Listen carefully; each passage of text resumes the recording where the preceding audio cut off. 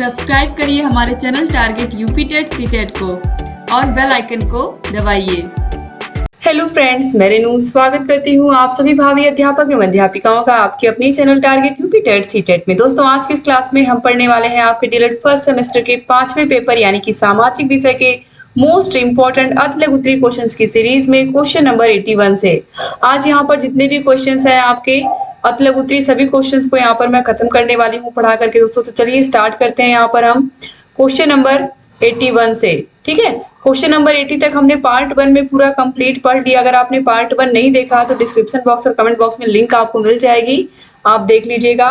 Question number 81 है त्रिरत्न से क्या अभिप्राय है। तो त्रिरत्न से अभिप्राय है सम्यक ज्ञान, सम्यक दर्शन और सम्यक चरित्र से। क्वेश्चन नंबर 82 पे आते हैं, जैन धर्म में पंच महाव्रत कौन कौन से हैं। जैन धर्म में 5 महाव्रत बताए गए हैं, वो कौन कौन से हैं जिनको जो लोग भी जैन धर्म को फॉलो करते हैं, जो भी जैन धर्म को जिन्होंने अपनाया है, उन्हें ये चीज मानना ही मानना है। तो जैन धर्म में 5 महाव्रत हैं, सत्य, अहिंसा, अस्तेय, अपरिग्रह और ब्रह्मचर्य। ठीक है, ये पांचों महाव्रत हैं इसके। क्वेश्चन नंबर 83 पे आते हैं, जैन धर्म में कौन से 4 आर्य सत्य बताए गए हैं। तो दुख समुदय, दुख निरोध तथा दुख निरोध गामिनी प्रतिपदा। क्वेश्चन नंबर 84 है, जैन धर्म में वर्णित अष्टांगिक मार्गों का उल्लेख कीजिए। तो अष्टांगिक मार्ग, दोस्तों जो अष्टांगिक मार्ग है ये बौद्ध धर्म में है। किस धर्म में है? बौद्ध धर्म में है। ठीक है, तो बौद्ध धर्म में अष्टांगिक मार्ग है सम्यक दृष्टि, सम्यक संकल्प। सम्यक मतलब होता है सही या जो उचित हो, ठीक है, या उपयुक्त हो। तो सही दृष्टि, सही संकल्प, सही वचन या सम्यक वचन, सम्यक कर्म, सम्यक आजीव, सम्यक व्यायाम, सम्यक स्मृति और सम्यक समाधि। क्वेश्चन नंबर 85 है, महापरिनिर्वाण से आपका क्या अभिप्राय है। तो महापरिनिर्वाण से अभिप्राय महात्मा बुद्ध के देहावसान से है। क्वेश्चन नंबर 86 है, महात्मा बुद्ध ने अपना पहला उपदेश कहाँ दिया था। तो सारनाथ में दिया था। क्वेश्चन नंबर 87 है, राष्ट्रगान के रचयिता कौन है। तो राष्ट्रगान हमारा जनगण मन किसने लिखा है। रविंद्रनाथ टैगोर जी ने। क्वेश्चन नंबर 88 है, जल मंडल क्या है। जल मंडल से अर्थ जल की उस परत से है जो पृथ्वी की सतह पर महासागरों, झीलों, नदियों तथा अन्य जलाशयों के रूप में फैली हुई है। पृथ्वी की सतह के लगभग 65% भाग पर जल का विस्तार है, इसलिए पृथ्वी को जलीय ग्रह भी कहते हैं। क्वेश्चन नंबर 89 है, भूकंप किसे कहते हैं। तो भूकंप या भूचाल पृथ्वी की सतह के हिलने को ही हम क्या कहते हैं, भूकंप कहते हैं। जमीन हिलने लगती है, यह पृथ्वी के स्थल मंडल में ऊर्जा के अचानक मुक्त हो जाने के कारण उत्पन्न होने वाली भूकंपी तरंगों से होता है। क्वेश्चन नंबर 90 है, सूर्य से प्राप्त ऊष्मा को क्या कहते हैं। तो सूर्य से प्राप्त ऊष्मा को हम सौर ऊर्जा कहते हैं। क्वेश्चन नंबर 91 है, वर्षण किसे कहते हैं। तो वर्षा के विभिन्न रूपों जैसे कि जल वर्षा, हिम वर्षा, कोहरा, ओस आदि को ही हम क्या कहते हैं, वर्षण कहते हैं। क्वेश्चन नंबर 92 है, भारत में शक्ति के 3 साधन कौन कौन से हैं। तो कोयला है, खनिज तेल है, प्राकृतिक गैस है। क्वेश्चन नंबर 93 पे आते हैं, भारत में मुद्रा की पूर्ति का नियमन कौन करता है। तो मुद्रा की पूर्ति का नियमन कौन करता है, reserve bank of India RBI करता है। मार्केट में कितना नोट होना चाहिए, कितना, बहुत ज्यादा पैसे तो नहीं आ गए हैं, इन सबको का ख्याल कौन रखता है, आरबीआई रखता है। क्वेश्चन नंबर 94 है, पद्मावत की रचना किसने की थी। तो पद्मावत नाम की मूवी भी बनी हुई है, आप लोगों ने देखा भी होगा। तो इसकी रचना मलिक मोहम्मद जायसी जी ने की है और इसी पर मूवी बनी है। क्वेश्चन नंबर 95 पे आते हैं, खगोल शास्त्री से आपका क्या अभिप्राय है। खगोल पिंडों तथा उनकी गति संबंधी अध्ययन करने वाले विद्वानों को ही हम क्या कहते हैं, खगोल शास्त्री कहते हैं। क्वेश्चन नंबर 96 है, लाल ग्रह किसे कहते हैं। तो मंगल को ही लाल ग्रह कहते हैं क्योंकि यह लाल दिखाई देता है। जो मंगल ग्रह है वो दूर से देखने में कैसा दिखाई देता है, लाल दिखाई देता है। क्वेश्चन नंबर 97 है, अंतरिक्ष से क्या अभिप्राय है। आकाशीय पिंडों के मध्य वायु रहित स्थान को अंतरिक्ष कहते हैं। क्वेश्चन नंबर 98 है, मंदाकिनी किसे कहते हैं। तो तारा मंडल के समूह को ही मंदाकिनी कहते हैं। क्वेश्चन नंबर 99 है, परिभ्रमण से आपका क्या अभिप्राय है। तो आकाशीय पिंड जब अपने अक्ष स्थान पर ही घूमता है तो हम इसके घूमने की क्रिया को परिभ्रमण कहते हैं। जैसे लट्टू है, अपने अक्ष पर ही क्या कर रहा है, ये घूम रहा है। पृथ्वी है, जब वो अपने अक्ष पर घूम रही है तो ये उसका भ्रमण होगा। लेकिन जब वो सूर्य के चारों ओर चक्कर लगाएगी तो वो परिक्रमा करेगी। ठीक है, जैसे हम किसी मंदिर की परिक्रमा करते हैं तो मंदिर के चारों ओर चक्कर लगाते हैं, और हम खुद अपनी जगह पर खड़े खड़े अगर घूम गए तो अपनी ही जगह पर पैर स्थिर है या पैर हल्के हल्के हिल रहे हैं, बस अपनी ही जगह पर हम चारों ओर घूम रहे हैं एक ही जगह पर खड़े होकर के, तो ये परिभ्रमण होगा। ठीक है, तो लट्टू और पृथ्वी अगर अपने अक्ष पर घूम रही है तो इसको हम क्या कहेंगे? परिभ्रमण कहेंगे। क्वेश्चन नंबर 100 है, ब्रह्मांड किसे कहते हैं? असीम विशाल अंतरिक्ष जिसमें लाखों मंदाकिनी है, ब्रह्मांड कहलाता है। क्वेश्चन नंबर 101 पे आते हैं, बुध ग्रह को अन्य किस नाम से जानते हैं? तो दोस्तों यहाँ पर बुध नहीं बल्कि क्या होगा? शुक्र होगा। ठीक है, इसको सही कर लीजिएगा। शुक्र ग्रह को अन्य किस नाम से जानते हैं? तो शुक्र ग्रह को हम प्रातः एवं सायं का तारा यानी कि सुबह का तारा या भोर का तारा और सांझ का तारा नाम से भी जानते हैं, और इसको हम चमकीला ग्रह के नाम से भी जानते हैं। तो इसके कई नाम है, याद रखिएगा। इसे हम पृथ्वी की मित्र भी कहते हैं। बुध शुक्र पृथ्वी, तो पृथ्वी से ये पृथ्वी का पड़ोसी ग्रह है, तो याद रखिएगा कि इसे भोर का तारा, सांझ का तारा, चमकीला ग्रह ये सब कहते हैं। ठीक है, क्वेश्चन नंबर 102 है, सूर्य का प्रकाश कितने समय में पृथ्वी तक पहुंचता है? तो लगभग 8 मिनट में पृथ्वी तक पहुंचता है। क्वेश्चन नंबर 103 है, परिक्रमण किसे कहते हैं? तो परिक्रमा, अभी मैंने आपको बताया कि कोई मंदिर है, मंदिर के अगर चारों ओर हम घूम रहे हैं तो ये क्या हो जाएगा? परिक्रमा हो जाएगा। तो इसी प्रकार से ग्रह अगर सूर्य के चारों ओर घूम रहे हैं तो क्या हो जाएगा? यही घूमना परिक्रमण कहलाएगा। तो ग्रहों का सूर्य के चारों ओर घूमना परिक्रमा या परिक्रमण कहलाता है। क्वेश्चन नंबर 104 है, क्षुद्र ग्रह कहाँ पाए जाते हैं? तो क्षुद्र ग्रह मंगल और बृहस्पति की कक्षाओं के मध्य पाए जाते हैं। मंगल और बृहस्पति ग्रह एग्जाम में कभी कभी बहुविकल्पी में भी पूछा है ये प्रश्न। क्वेश्चन नंबर 105 है, चंद्र ग्रहण कब होता है? तो जब पृथ्वी सूर्य और चंद्रमा के बीच में आ जाती है तब चंद्र ग्रहण होता है। चंद्र ग्रहण पूर्णिमा को होता है। चंद्र ग्रहण देखिए जब पृथ्वी सूर्य और चंद्रमा के बीच में आ जाती है। ये है सूर्य, ठीक है, और ये है हमारी पृथ्वी और ये चंद्रमा है। ठीक है, अब हो क्या रहा है? सूर्य का प्रकाश अब पृथ्वी पर पड़ रहा है, लेकिन अब पृथ्वी के सीध में बिल्कुल चंद्रमा है, तो अब यहाँ पर चंद्रमा पर अब चूंकि सूर्य का प्रकाश सीधे चंद्रमा पर नहीं जा रहा है तो यहाँ पर क्या जाएगा? ये पृथ्वी की छाया यहाँ पर पड़ेगी। ठीक है, तो ऐसी स्थिति में क्या हो जाएगा? चंद्र ग्रहण हो जाएगा, क्योंकि चंद्रमा दिखाई नहीं देगा पृथ्वी से, तो हम क्या कहेंगे? इसे चंद्र ग्रहण कहेंगे। ठीक है, क्योंकि सूर्य की किरणें जो है वो पृथ्वी पर सीधे पड़ रही हैं, लेकिन चंद्रमा चूंकि छिप जा रहा है तो इस पर केवल छाया पड़ेगी पृथ्वी की। जैसे अभी हम यहाँ पर खड़े हैं, यहाँ पर सूर्य की किरणें बहुत तेजी से आ रही हैं, तो हमारी छाया कहाँ बनेगी? इधर ही पीछे ही तो बनेगी। तो इधर अगर कोई चीज खड़ा है तो वो हमारे नीचे क्या हो जाएगा? छिप जाएगा ना, बस वही चीज है, छिप जाएगा तो वो चीज दिखेगा ही नहीं हमें। क्वेश्चन नंबर 106 है, आकाश गंगा सदृश ग्रह किसे कहते हैं? तो शनि ग्रह को। क्वेश्चन नंबर 107 है, सूर्य के सबसे निकट ग्रह कौन सा है? तो बुध है। बुध शुक्र पृथ्वी, इस तरीके से दूरी के बढ़ते हुए क्रम में याद कर लीजिए आप ग्रहों को। क्वेश्चन नंबर 108 है, उपग्रह किसे कहते हैं? तो वे आकाशीय पिंड जो ग्रहों की परिक्रमा करते हुए सूर्य की परिक्रमा पूरी करते हैं, उपग्रह कहलाते हैं, जैसे कि चंद्रमा। क्वेश्चन नंबर 109 है, ग्रह किसे कहते हैं? तो वह आकाशीय पिंड जो सूर्य की परिक्रमा करते हैं तो उससे ही ऊष्मा व ऊर्जा प्राप्त करते हैं, या फिर ग्रह किसे कहते हैं? सिंपली इतना पूछा है, तो वह आकाशीय पिंड जो सूर्य के चारों ओर चक्कर लगाते हैं वो ग्रह कहलाते हैं। क्वेश्चन नंबर 110 है, पृथ्वी का जुड़वा ग्रह किसे कहते हैं? तो शुक्र को कहते हैं। शुक्र को पृथ्वी की सहेली या पृथ्वी की बहन भी कहते हैं, और सांझ का तारा, भोर का तारा, चमकीला ग्रह, ये सब तो कहते ही है इसको। क्वेश्चन नंबर 111 है, पृथ्वी का उपग्रह कौन है? तो पृथ्वी का उपग्रह चंद्रमा है। क्वेश्चन नंबर 112 है, सूर्य से सबसे दूर ग्रह कौन सा है? तो नेपच्यून यानी कि वरुण। क्वेश्चन नंबर 113 है, मानचित्र किसे कहते हैं? तो मानचित्र धरातल के आलेखी निरूपण होते हैं। 2021 में देखिए पूछा है। क्वेश्चन नंबर 114 है, मानचित्र के घटक बताइए। तो दिशा, दूरी और प्रतीक, ये 3 क्या है? मानचित्र के घटक है। बहुविकल्पी प्रश्नों में पूछा है कि मानचित्र के कितने घटक होते हैं? तो दिशा, दूरी और प्रतीक।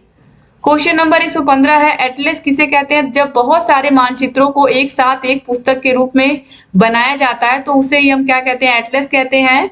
और आप में से बहुत सारे लोगों ने स्कूल में एटलस खरीदा भी होगा, हम लोगों ने भी खरीदा था। उसमें बहुत सारे मानचित्र बने होते हैं देशों के, और अलग अलग जलवायु के आधार पर, वहाँ की आर्थिक स्थिति के आधार पर, इस तरीके से अलग अलग पूरे मानचित्र बने होते हैं पूरे विश्व के। क्वेश्चन नंबर 116 है, पृथ्वी की गतियां कौन कौन सी हैं? तो घूर्णन या दैनिक गति जो कि पृथ्वी करती है, और दूसरा है परिक्रमण या वार्षिक गति जो कि सूर्य का करती है।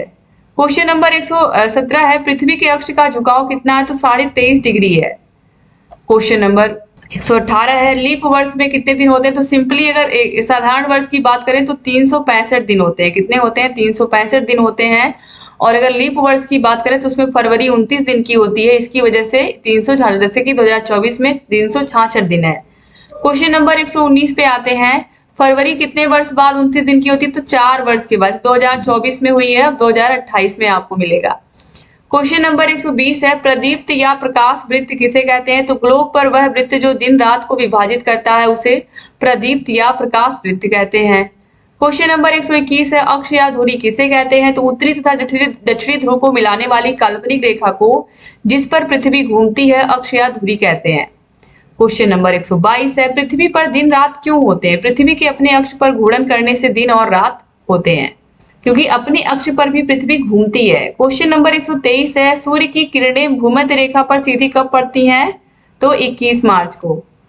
क्वेश्चन नंबर 124 है, विषुवत वृत्त किसे कहते हैं? दोस्तों यहाँ पर देखिए, इस क्वेश्चन में यहाँ पर आप 21 मार्च और 23 सितंबर भी नोट कर लीजिए। 23 सितंबर, ठीक है। भूमध्य रेखा पर वर्ष में 2 बार जो सूर्य है वो लंबवत चमकता है, 21 मार्च और 23 सितंबर।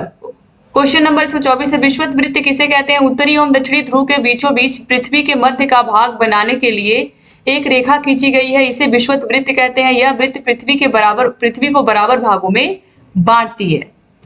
क्वेश्चन नंबर 125 है, विश्व का सबसे बड़ा महाद्वीप कौन सा है? तो एशिया महाद्वीप। सबसे छोटा महाद्वीप कौन है? तो ऑस्ट्रेलिया महाद्वीप। क्वेश्चन नंबर 126 है, भारत का कुल भौगोलिक क्षेत्रफल कितना है? तो 32,87,263 वर्ग किलोमीटर। क्वेश्चन नंबर 127 है, भारत के पड़ोसी देशों के नाम बताओ। तो चीन, भूटान, नेपाल, बांग्लादेश, म्यांमार, श्रीलंका, पाकिस्तान, अफगानिस्तान आदि।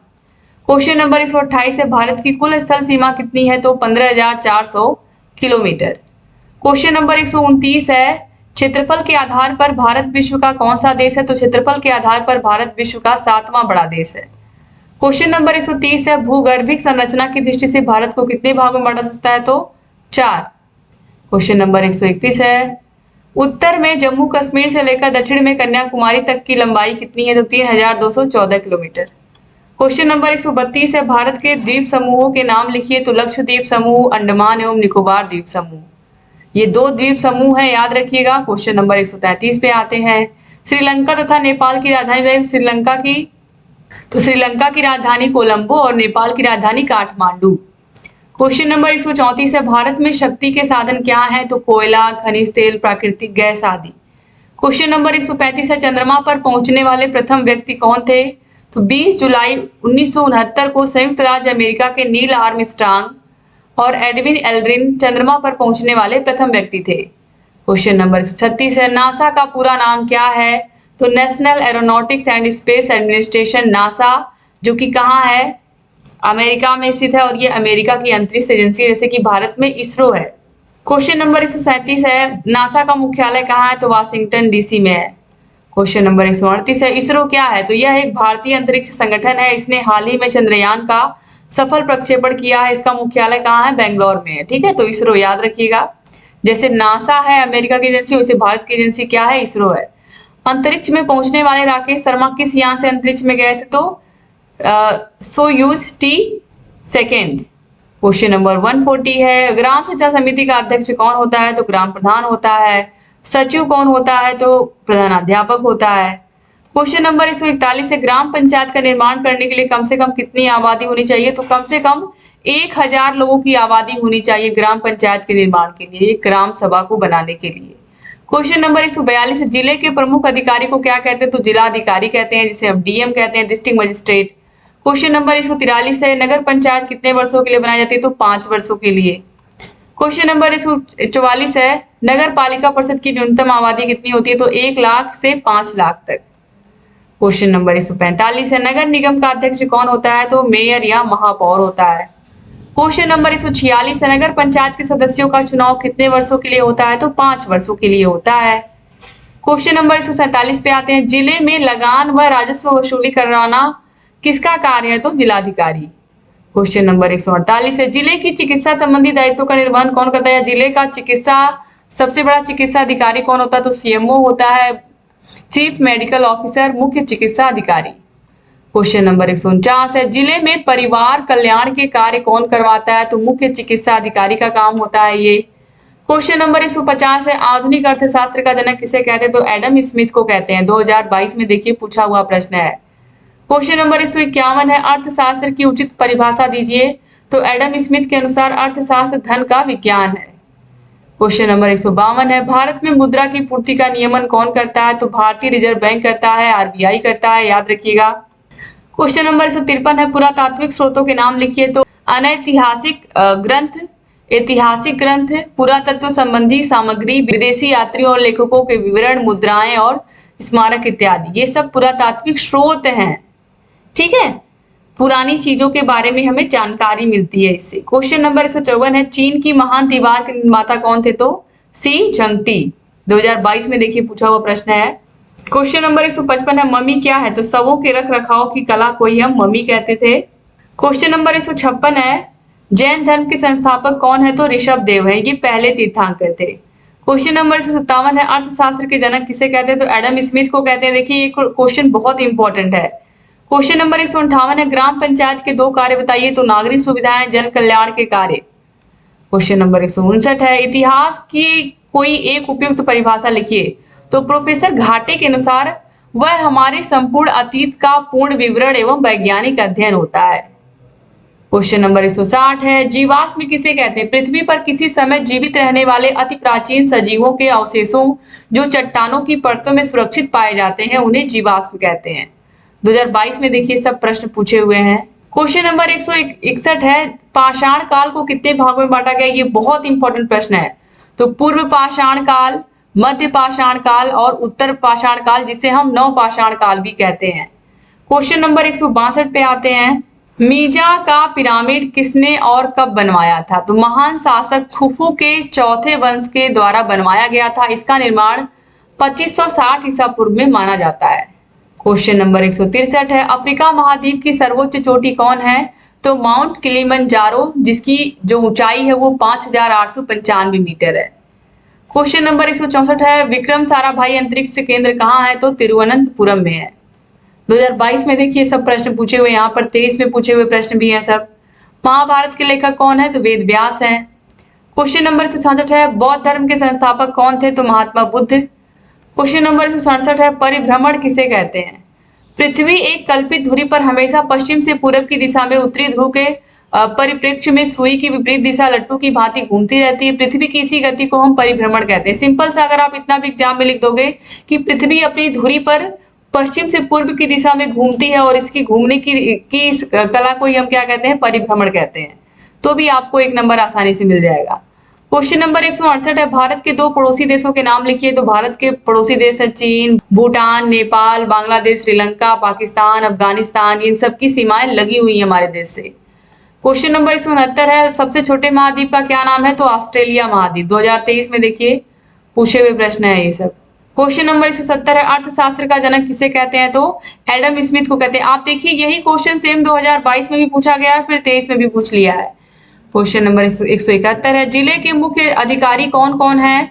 तो जिला अधिकारी, जिला न्यायाधीश, पुलिस अधीक्षक, मुख्य चिकित्सा अधिकारी, जिला विद्यालय निरीक्षक, जिला विशिष्ट शिक्षा अधिकारी, ये सब जिले के मुख्य अधिकारी होते हैं। यानी कि डीएम होते हैं, सीएमओ होते हैं, एसपी होते हैं, ये सब क्या है?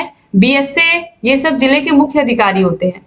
क्वेश्चन नंबर 172 है, कृषि का आरंभ किस काल में हुआ? तो नवपाषाण काल में हुआ।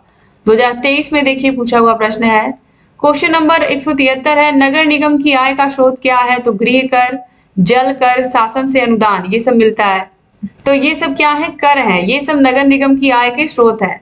क्वेश्चन नंबर 174 है, हड़प्पा सभ्यता के प्रमुख देवी देवताओं के नाम लिखिए। तो मातृ देवी और पशुपतिनाथ।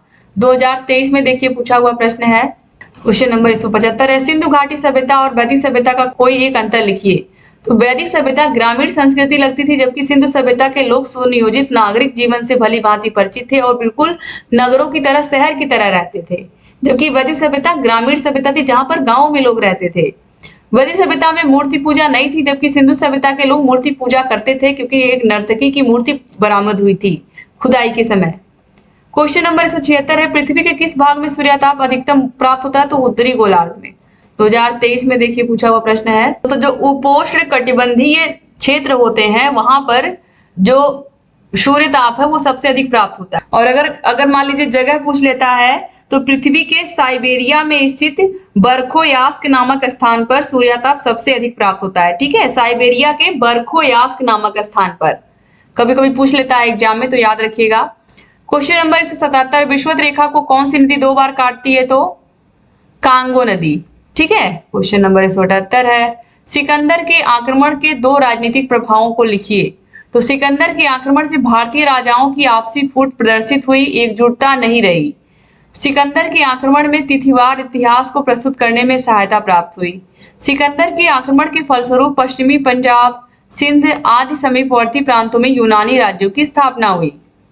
क्वेश्चन नंबर 179 है, प्राचीन काल के 2 महाकाव्यों के नाम लिखिए। तो रामायण और महाभारत। रामायण वाल्मीकि जी ने लिखा है, महाभारत वेद व्यास जी ने लिखा है, और ये एग्जाम में बार बार पूछता है। तो इस तरीके से यहाँ पर सारे के सारे जितने भी अति लघु उत्तरीय प्रश्न थे 2 पार्ट में खत्म कर दिए। राजन सीरीज के पहले ही पढ़ा चुकी हूँ मैं, सारे के सारे बहुविकल्पी, सारे के सारे अति लघु उत्तरीय। राजन सीरीज, पवन सीरीज के सारे प्रश्नों की लिंक आपको डिस्क्रिप्शन बॉक्स और कमेंट बॉक्स में मिल जाएगी। Thank you so much class को पूरा देखने के लिए। जहाँ कहीं कोई भी डाउट है आप कमेंट बॉक्स में कमेंट करके हमसे पूछ सकते हैं। यहाँ पर हमारा कॉन्टेक्ट नंबर दिया हुआ है, इस पर कॉन्टेक्ट करके आप सारी जानकारी हमसे ले सकते हैं। सारे विषयों के नोट्स, सारे विषयों की क्लासेस, सारे विषयों की मास्टर क्लासेस, सारे विषयों के chapter wise test. Thank you so much, channel से बने रहिए। जहाँ कहीं कोई भी डाउट हो हमसे पूछते रहिए। एक बार फिर से आप सभी भाई बहनों का बहुत बहुत शुक्रिया। चैनल से बने रहिए, क्लासेस लेकर के आती रहूंगी, और आप लोगों की जो तैयारी है उसको बेहतर बनाने का प्रयास हमेशा ही रहता है और आगे भी रहेगा। तो चैनल से बने रहिए, और अगर आपको किसी प्रकार की कोई भी समस्या है तो कॉन्टेक्ट नंबर मैंने बता ही दिया, इस पर कॉन्टेक्ट कर ही सकते हैं दोस्तों। और अगर अभी तक आपने हमारे चैनल को सब्सक्राइब नहीं किया तो सब्सक्राइब भी कर लीजिए। और हमारे ऐप का नाम क्या है? अस्तित्व एकेडमी। आपको लिंक मिल जाएगी डिस्क्रिप्शन बॉक्स और कमेंट बॉक्स में। अगर चैनल को सब्सक्राइब नहीं किया तो सब्सक्राइब भी कर दीजिए। जहाँ कहीं कोई भी डाउट है हमसे पूछते रहिए। जय हिंद।